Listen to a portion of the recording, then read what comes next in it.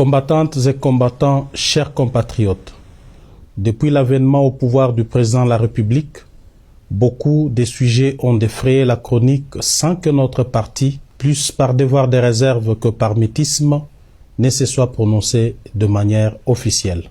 Dans la quête d'une paix durable, de la stabilité régionale et du progrès économique de la République démocratique du Congo, le président de la République, son Excellence M. Félix Antoine Tshisekedi Tshilombo, vient d'effectuer une sortie diplomatique très bénéfique pour la nation congolaise. Je salue le réchauffement des relations bilatérales entre la RDC et le Royaume de Belgique et la mise en relief de notre pays aux Nations Unies à travers un discours porteur d'espoir pour la RD Congo et pour le monde. Je tiens à féliciter le chef de l'État pour tous ses efforts, lesquels ont abouti à la signature des mémorandums d'entente sur le renforcement de la coopération entre nos deux pays.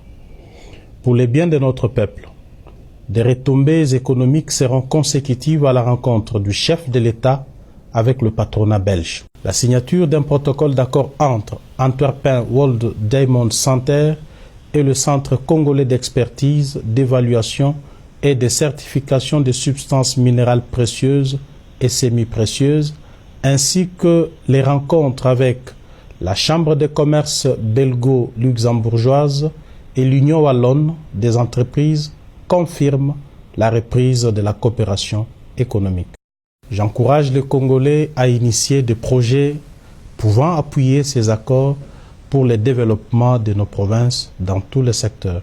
J'exprime ma gratitude à nos compatriotes de la diaspora, venus très nombreux accueillir et accompagner les chefs de l'État durant tout son séjour en Belgique et aux États-Unis. L'UDPS leur restera reconnaissante. Quant au discours du président de la République aux Nations Unies, la voix de la RDC a été entendue.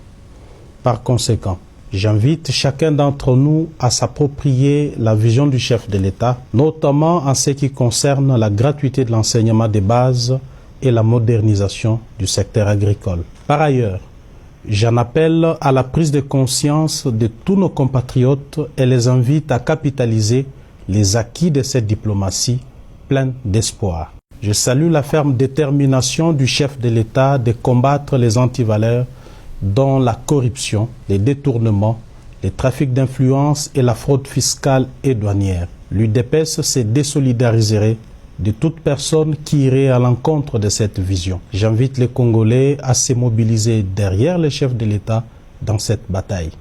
Tout en me félicitant de la signature par le membre du gouvernement de l'acte d'engagement et de bonne conduite, j'exhorte les délégués de l'UDPS en particulier et le membre du gouvernement en général à travailler uniquement pour l'intérêt des Congolais. Dans tout cela, applaudir le premier résultat, c'est bien, mais faire en sorte qu'il s'inscrive dans la durée et qu'il s'améliore, c'est encore mieux. Ne baissons pas la garde, renforçons notre idéal de construire une société plus juste et plus belle. Que vive l'Union pour la démocratie et le progrès social UDPS, que vive la République démocratique du Congo.